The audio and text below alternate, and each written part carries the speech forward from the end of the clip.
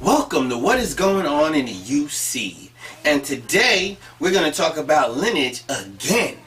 We're going to talk about lineage and sex, okay? As I said yesterday, lineage is information as it moves through the family. And I used the example of a stone in water, but I want to give you another example. How about, you're at a stadium, okay, like a baseball stadium, and the crowd starts doing the wave, right? And you look across from the other side of the stadium and you see what looks like a wave. But what you're looking at is people standing up and down. They're not actually moving sideways, right? What is moving sideways? The wave.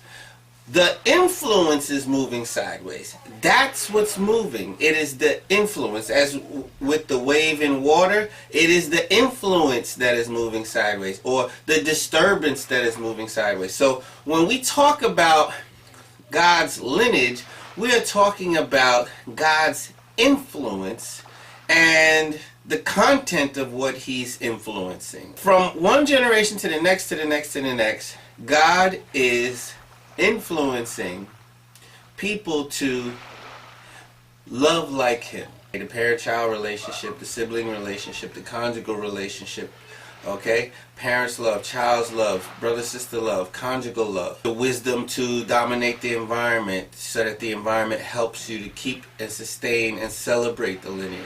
That is all baked inside the lineage. All of that information is baked in the lineage.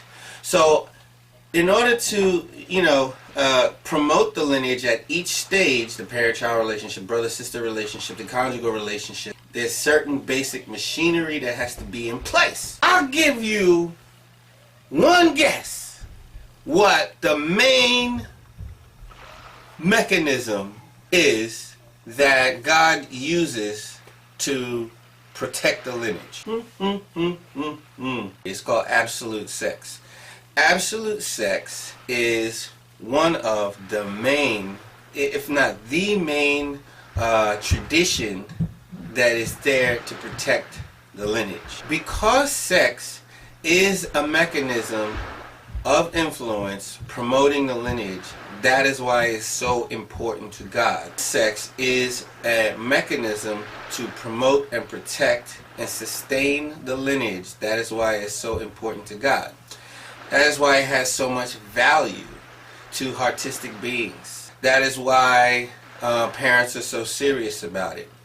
Or that's the idea behind why true parents are so serious about it. Now, some parents are serious about it because they're just trying to fit into a so-called conservative culture. Ownership of the lineage is more than just behavior. We have to behave properly. Yes, we can't have sex outside of our marriage. Ownership of the lineage is about really valuing what it is that you're protecting when you say no to sex outside of marriage. You have to know what it is that you're protecting. And in order to do that, you're not a kid. You're someone who is really taking in a lot in the world, figured things out the way that God has figured them out. That this one act really is a critical act in order to preserve the concept of lineage and to preserve the motion of that critical information of love that God is passing along. So when conscious people, when a conscious man and a conscious woman, okay, prepares for marriage, they don't just think about the way that they don't think about sex and their sexual tension and the force of attraction that they experience the way that Satan does. Although they might have natural physical attraction or some attraction to something, right, between man and woman.